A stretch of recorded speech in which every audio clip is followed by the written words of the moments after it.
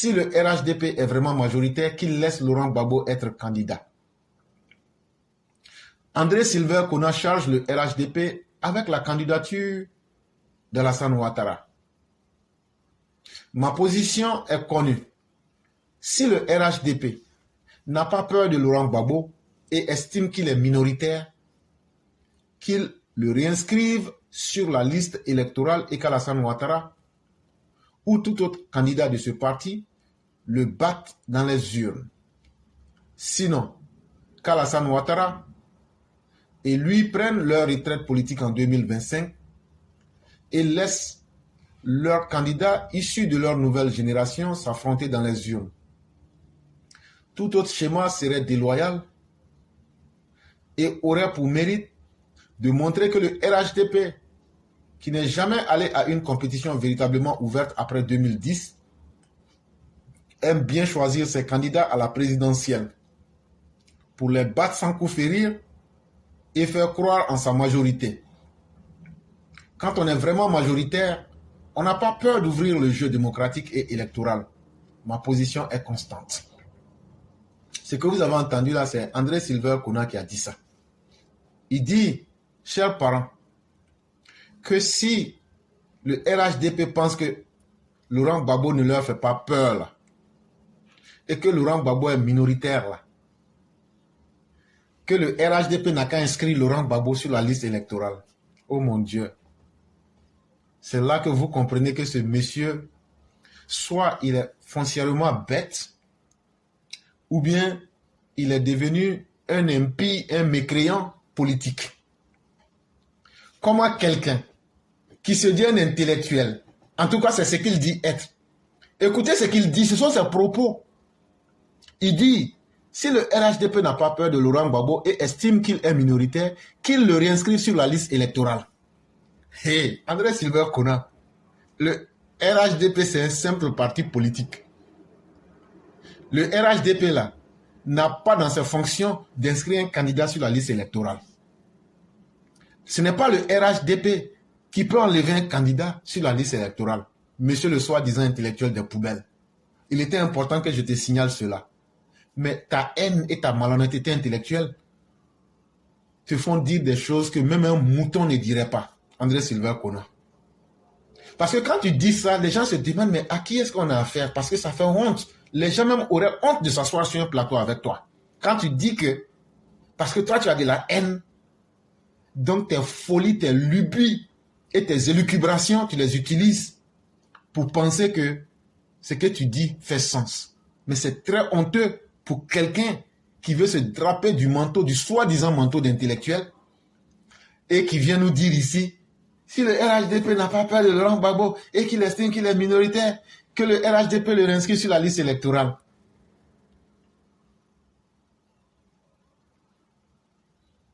Cherche d'abord à savoir comment Laurent Gbagbo a été enlevé de la liste électorale et cherche à savoir qui a la possibilité d'inscrire quelqu'un sur la liste électorale.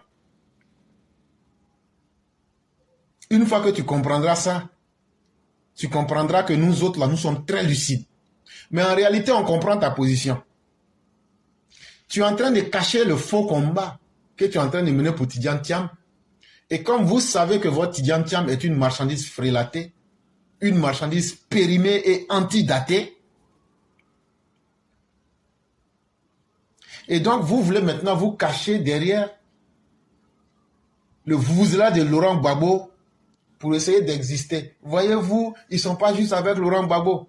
Mais est-ce qu'ils sont juste avec Thiam? Thiam qu'on n'a pas empêché là. Thiam que tu soutiens là. Tu te joues les chevals de Troie. Non, je suis en train de lutter pour Laurent Gbagbo alors que c'est pas vrai. Hey, ton Thiam là, à qui aucune injustice n'a été faite là, il n'a qu'à commencer à faire sa campagne. Là comme ça là, tu vas gagner et tu vas pouvoir aller bouffer. Parce qu'on sait que tu es tenu par ton ventre et quelqu'un qui a un cerveau, même si c'est 1 gramme là, il ne parle pas comme ça.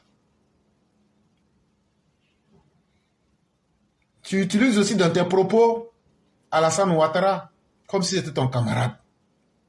Monsieur André Sylvain Kona, On ne te demande pas d'aimer Alassane Ouattara, mais respecte sa fonction.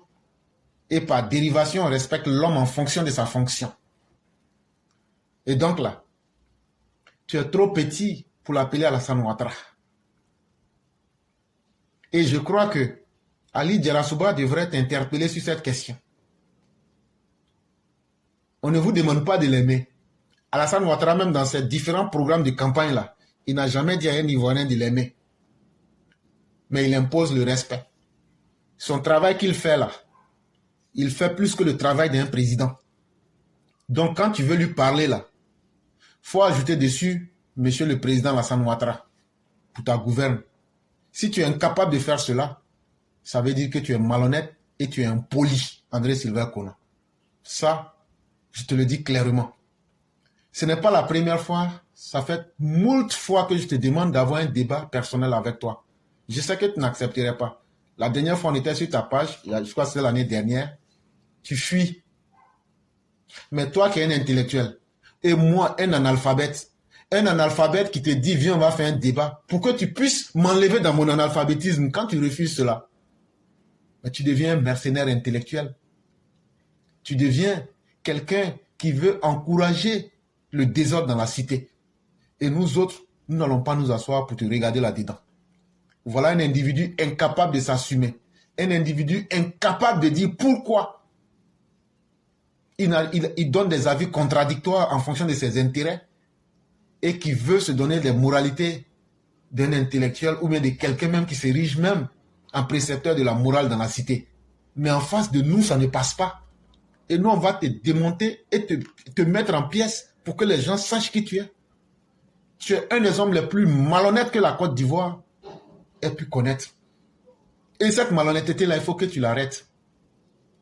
Et comme les gens du RHDP te le permettent, mais nous autres, nous n'allons pas permettre cela. Que tu puisses faire entorse à la loi et à la bonne moralité. Et tu viens dire, sinon qu'Alassane Ouattara et Laurent Gbagbo prennent leur retraite politique et leurs candidats issus de leur nouvelle génération s'affronter dans les urnes. André Sylvain Kona, c'est pas Alassane Ouattara qui a tué Bédié. Bédié lui-même là, il voulait aller en 2025. Gbagbo lui-même là, il faut lui demander est-ce qu'il est prêt à abandonner la politique. Les vidéos sont là, on peut vous les rejouer pour que vous entendiez ça et là. Il a dit qu'il n'y a personne qui peut lui dire de ne pas faire la politique.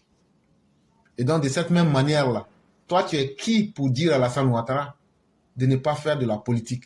Laurent Gbagbo dit, ou on aura entendu Laurent Gbagbo dire que son parti l'a choisi pour être candidat. Ça ne te gêne pas. Mais il faut aussi rappeler à Laurent Gbagbo, tu as un contre Ouattara là. Si tu es vraiment quelqu'un qui est juste et honnête là, ce que tu as dit là, il faut aussi dire la même chose à Laurent Gbagbo. Tu n'en auras jamais les couilles parce qu'au fond de toi-même là, c'est un combat de la haine que tu es en train de mener contre Alassane Ouattara simplement parce qu'il est du nord de la Côte d'Ivoire. C'est ce qui te gêne. Et le deuxième combat, parce que ta nullité que tu avais voulu exercer pour bouffer dans la République, depuis qu'ils ont mis fin à ça, c'est ça qui te fait mal. Voilà toi ton combat. Ton combat là, c'est comment être quelque part pour se dire, oh, je suis content, aujourd'hui il y a un nom du loi qui est au pouvoir. Ça, c'est ton premier combat. Ton deuxième combat, comment profiter de ton combat pour bouffer dans la République, pour manger, remplir ta panse, et puis maintenant tu t'en fous du reste. Sinon, un homme qui est conséquent là, tes propos d'il y a quelques années, au moment où tu flirtais avec le RHDP, et puis aujourd'hui là, va prendre tes propos là, et puis toi-même tu mesures, tu pèses, et puis tu vas voir combien de fois tu es inconséquent. On peut évoluer dans ces idées, mais aller du plus haut jusqu'au plus bas, ça veut dire qu'il y a un problème. Et le problème, c'est toi-même. Et le problème, là, c'est ta haine qui te ronge. Et ton problème, là, c'est cette fausse perception que tu veux donner en te jouant quelqu'un d'important ou bien de moralisateur ou bien d'intellectuel, alors que tu n'es qu'un mercenaire intellectuel, tu n'es qu'un individu qui ne pense qu'à sa pense. Le verbe penser, et la pense ici, P-A-N-S-E.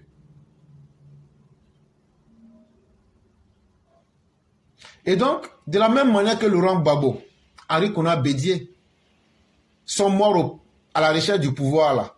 C'est comme ça Alassane Ouattara va mourir au pouvoir. Parce qu'Alassane Ouattara là n'est pas demi-ivoirien. Alassane Ouattara là, la même constitution qui lui permet d'être candidat là, c'est cette même constitution qui permet à Laurent Gbagbo et à Tonari Kona Bédié qui a crevé comme un chien là, d'être candidat. Alassane Ouattara, en 2020 là, Bédié était candidat. Mais pourquoi il n'est pas allé aux élections? C'est parce qu'il sait qu'il n'allait pas tenir. Et vous le savez très bien. Le bilan d'Alassane Ouattara fait de lui un mastodonte partout où il est là. Même les plus bêtes se disent là, on préfère notre intérêt. Et ça, il faudrait que tu le tiennes pour dit. Et tu vas plus loin pour dire que tout autre schéma serait déloyal et aurait pour mérite de montrer que le RHDP n'est jamais allé à une compétition véritablement ouverte après 2010. Et que le RHDP aime bien choisir ses candidats à la présidentielle pour les battre sans coup férir et faire croire en sa majorité. Bon, il n'y a pas de problème. Pour toi, dans ta tête, la plus grande élection, là, c'est l'élection présidentielle. Mais il faut savoir que ce n'est pas la seule élection qui existe dans un pays. Il y a aussi les élections de mairie, il y a aussi les élections de députés, il y a aussi les élections de conseils régionaux, il y a aussi les élections à plusieurs niveaux. Mais tenons-nous-en à ces élections que je viens de citer. Quand on allait aux députés, là, à l'élection des députés, là, c'est Alassane Ouattara qui a choisi les candidats des différents partis politiques pour qu'ils puissent être battus. Quand on allait aux élections de la mairie en septembre 2023, c'est Alassane Ouattara qui a choisi les candidats du PPACI, du PDC et autres partis pour qu'ils soient battus. Quand on allait faire les élections des conseils régionaux, c'est le RHDP qui a choisi encore les candidats des autres partis pour les battre. La réalité est en face de tout le monde. Ne donnez pas ce pouvoir que le RHDP n'a pas. En réalité, ça prouve votre peur. Parce que quand tu accordes trop d'importance à un ennemi ou à un adversaire, ce que ça démontre dans un premier temps, c'est que tu as peur de lui. Et en vérité, là, si vous n'avez pas peur du RHDP, le RHDP ne peut pas désigner tous vos députés et puis les battre.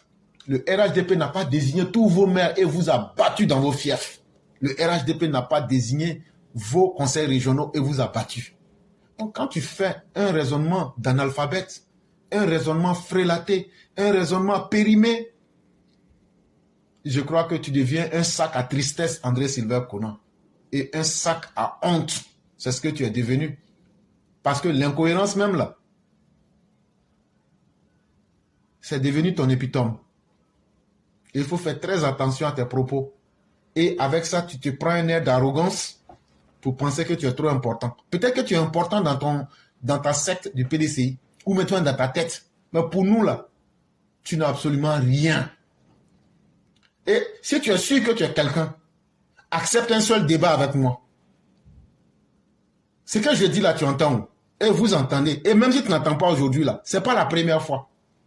Et quand on finit là, je t'envoie ça. Pourquoi tu ne réagis pas? Donc tu sais qu'il y a garçon et puis il y a garçon. B52 est venu ici, il a parlé plusieurs fois. Tu ne veux pas dire que tu n'entends pas. Mais André Sylvain Kouna, tu n'as pas de dignité ou bien. Toi, le grand intellectuel là, des gens te disent si tu es garçon, viens, on va s'asseoir pour moi. Pourquoi tu refuses? Comme leur télévision là, comment ils appellent ça? NCI, comme eux cherchent clients, c'est eux qui te permettent d'avoir de l'auditoire. Sinon, en face de nous autres là, on va te déshabiller intellectuellement pour montrer que tu n'es rien. Et tu le sais. Et c'est pourquoi tu peux te cacher derrière des télés ou me faire des déclarations sur ta page. Mais si tu es garçon là, il faut accepter un seul débat. À partir de ce jour là, les Ivoiriens vont savoir qui tu es. Parce qu'on va montrer véritablement qui tu es. Et donc pour eux, c'est quand Alassane Ouattara va accepter les conditions que eux, comme André Sylvain Kouna, vont dicter sur la base de leur haine et de leur malhonnêteté. C'est à partir de ce jour-là que le jeu démocratique sera ouvert en Côte d'Ivoire. Et il dit ma position est constante. André Sylvain Kouna. Toi, tu penses que ta position elle est constante?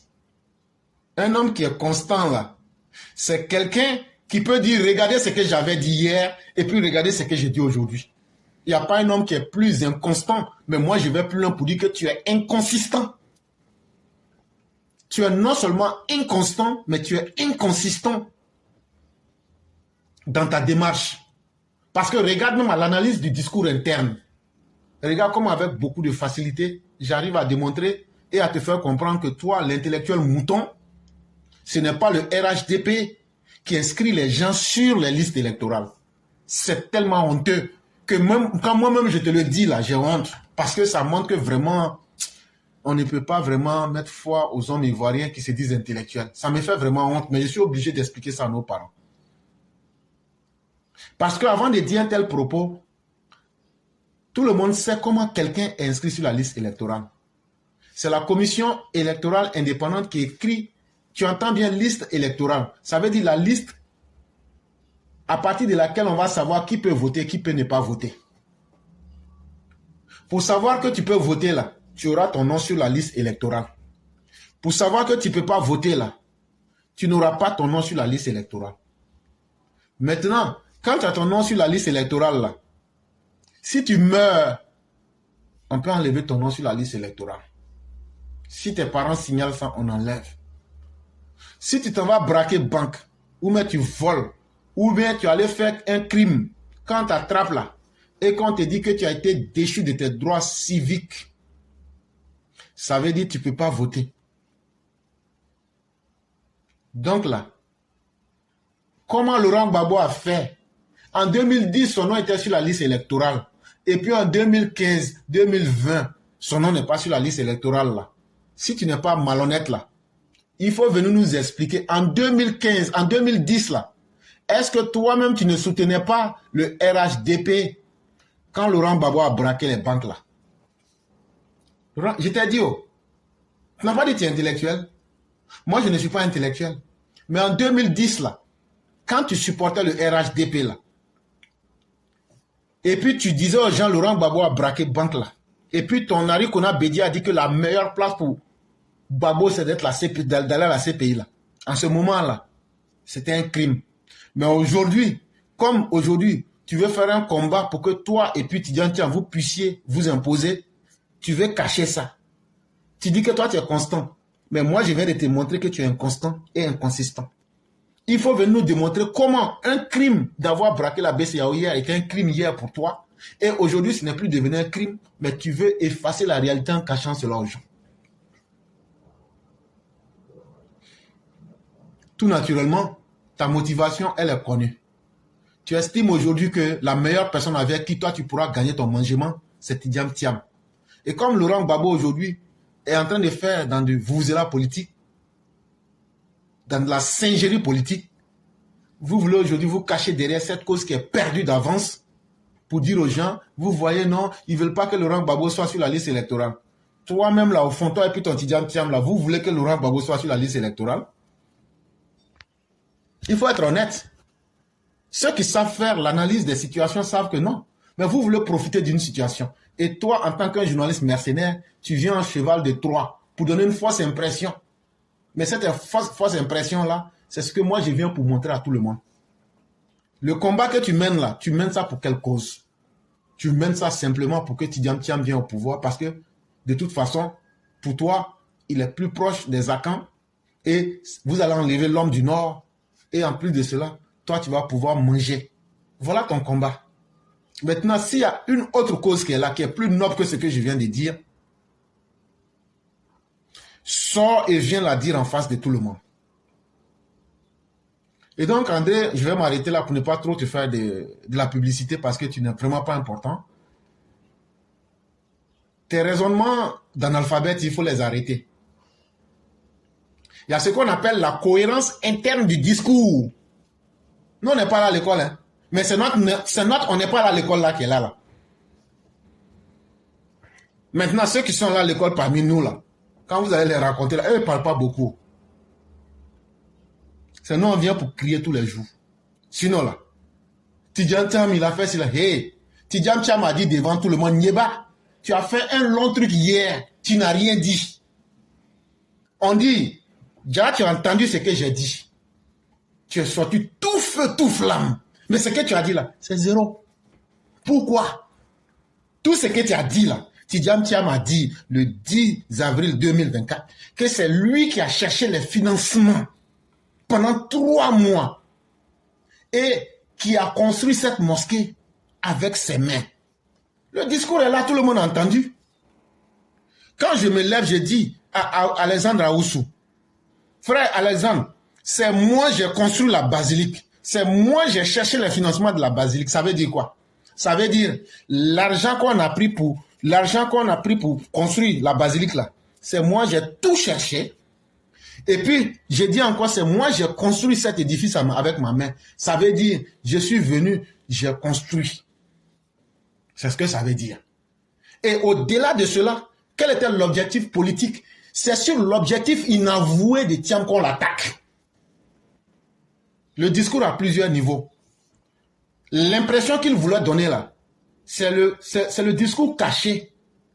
L'impression qu'il voulait donner, il voulait plaire à la communauté musulmane pour dire « Ah non, vraiment j'ai beaucoup fait pour vous, même si les gens ne s'en souviennent pas, mais moi aujourd'hui je viens vous rappeler cela. » C'est une honte que d'aller mentir dans une mosquée.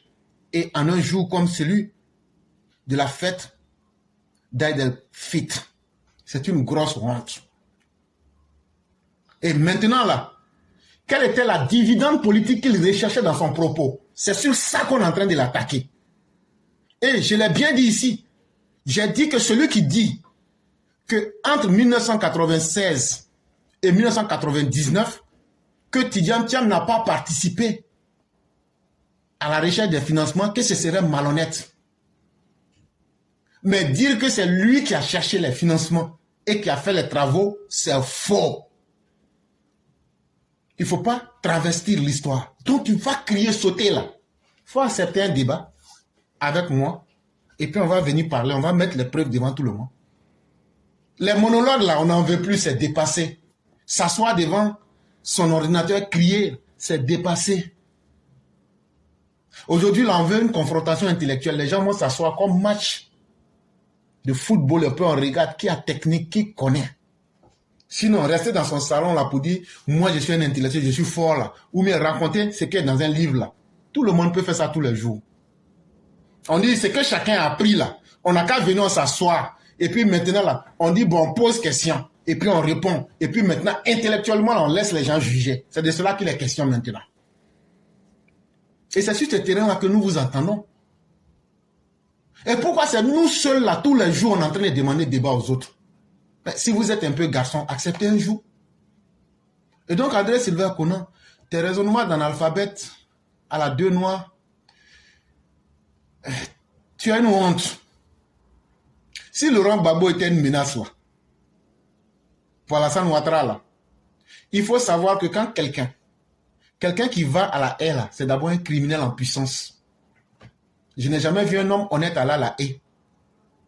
Et donc, un homme normal, là, quand tu vas en prison et puis tu reviens là, tu dois t'asseoir pour dire, mais finalement, oh, même si je suis allé en prison là-haut, qu'est-ce que je dois changer dans ma vie? Même si j'ai raison là, qu'est-ce que je dois changer dans ma vie? Mais un homme qui est incapable de se remettre en cause, un homme qui est incapable de s'auto-juger et de s'auto-réguler là, qui peut avoir peur d'une telle personne? Parce que, par définition, quelqu'un qui n'apprend pas de ses erreurs, quelqu'un qui ne change pas est un imbécile. Et qui peut véritablement avoir peur d'un imbécile? Puisque tout change, tout évolue, sauf les imbéciles. Et donc, Laurent Gbagbo n'est plus un facteur sur lequel il faut compter en Côte d'Ivoire. Ça a été toujours le cas. Sinon, il ne serait pas allé en prison. Parce que quand il allait en prison, là, s'il faisait peur, là, on allait voir que vraiment son absence allait compter. Ni sa présence, ni son absence n'inquiète personne. Parce qu'au moment où il était présent, là, dans la force de son pouvoir, là, il a été cueilli comme un fruit pourri. Comment un Alassane Ouattara qui a cueilli Laurent Gbagbo quand il était au pouvoir. Un Alassane Ouattara qui a dit à Laurent Gbagbo, moi je ne suis pas ton camarade, t'es connerie de parler aux gens, moi ne me parle pas comme ça. Et puis Laurent Gbagbo a plié sa queue entre ses gens pour ramper là. C'est aujourd'hui Laurent Gbagbo est devenu quelqu'un qui prend régulièrement l'aumône et les sacrifices avec Alassane Ouattara. Quelqu'un à qui tu donnes à manger aujourd'hui, tu vas avoir peur de la personne. Mais ça se comprend bien. Avec des raisonnements typiques d'un broussard que tu prends pour aller sur les plateaux de télé comme la NCI. Il faut vraiment être une télé comme NCI pour laisser des déchéances morales comme toi, Sylvain André Conan, pour venir raconter des carabistouilles et des insanités. Et je vais te dire, hein, pour l'intelligence simple, on ne condamne pas quelqu'un tant que la personne n'a pas fait un acte qui enfreint la loi. Et quand on prend quelqu'un et puis on le juge là, c'est qu'il fait plus peur à quelqu'un. Et on sait en Côte d'Ivoire qui a été pris comme un animal et jugé devant le monde entier. Pour un homme qui a un peu de dignité même là, c'est une honte. Donc ta déchéance mentale et morale là, tu la gardes pour toi. Va mener ton combat de la honte et du ventre. Mais tu ne pourras pas impressionner les Ivoiriens, André Sylvain Conan.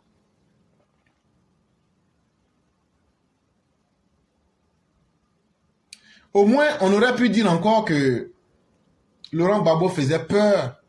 Si après son retour, on l'avait attrapé, on l'avait mis en prison, on allait dire, ouais, on a vraiment peur de lui.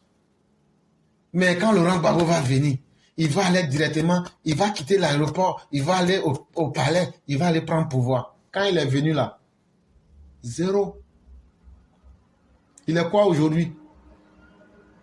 Il n'est pas mieux que le citoyen lambda. On ne sait même pas son existence. Mais ce retour-là, si Alassane Ouattara avait vraiment peur de lui, là, il n'allait pas acter et il n'allait pas accepter que Laurent Gbagbo revienne en Côte d'Ivoire. Il allait lui dire, bon, on n'a qu'à rester dans un autre pays parce que moi, la Ouattara, là, j'ai peur de lui. Mais il est là aujourd'hui, là. Bon, tout ce qui fait que Laurent Gbagbo fait peur, là, lui et puis tout ça est dans Abidjan, là. Mais Abidjan n'est pas tombé ou mais il n'y a pas eu de tsunami. Ouattara est pouvoir toujours. Ah, ça fait mal à André Sylvain Conan. Tout ce que Laurent Gbagbo a et puis ça fait peur là. Il est là et puis le soleil sort toujours à l'est et se couche à l'ouest. Laurent Gbagbo là, on ne sait même pas qu'il existe dans Abidjan là. Et c'est ça là qui fait peur. Laisse-moi rire un peu.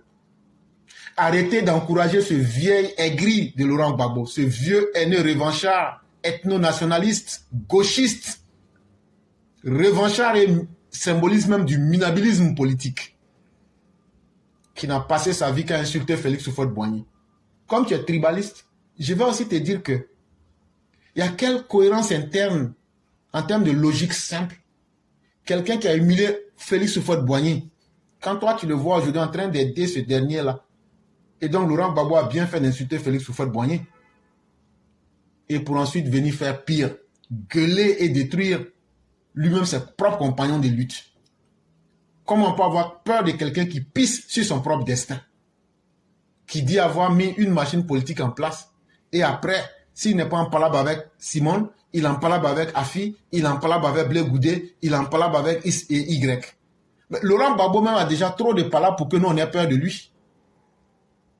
Qu'il a d'abord réglé ses problèmes matrimoniaux. Qu'il a d'abord se réconcilié avec ses deux filles de Simone. Qu'il a d'abord se réconcilié avec Afinguessan. Qu'il aille d'abord se réconcilier avec Blé Goudé. Quand ils vont finir de se réconcilier là, c'est là que nous on aura peur de lui.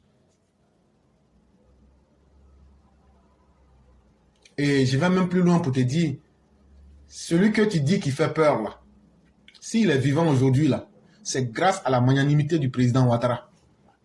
Sinon depuis le 11 avril là, il aurait rejoint les tréfonds de l'enfer parce qu'on l'aurait allumé comme un animal et puis traîner son corps comme de la manière on a traîné le corps de Jonas Malheureux Savimbi. Mais comme on le dit, il n'y a jamais un sans deux. S'il y a eu 2011, il y aura 2025. Vous allez voir cadavres de politiciens en train d'être traînés dans la rue. Et chien va manger cadavres de politiciens. Et vous, les mercenaires comme toi, André Sylvain Conan, qui avez pris pour habitude de surfer sur la malhonnêteté pour vous nourrir là, il y a beaucoup parmi vous qui n'allez pas regretter. Ça, on préfère vous dire ça. Et on va montrer vos vrais visages aux Ivoiriens pour qu'en temps voulu, chacun sache ce qu'il faut faire. Et ce combat que tu mènes là, c'est un combat de la honte parce que vous voulez substituer l'état de droit à vos désirs et à l'incohérence. Mais il faut demander à Laurent Gbagbo, toi-même là, si tu veux que Laurent Gbagbo soit candidat là, va là où il a été condamné là. Tu demandes au juge métier courant pourquoi Laurent Gbagbo a été condamné. On va te rappeler ça. Et puis tu dis, mais qu'est-ce qu'on peut faire pour corriger la situation? Ils vont te dire ce qu'il faut faire pour corriger la situation. Là, comme ça, on va voir que tu aimes Laurent Gbagbo.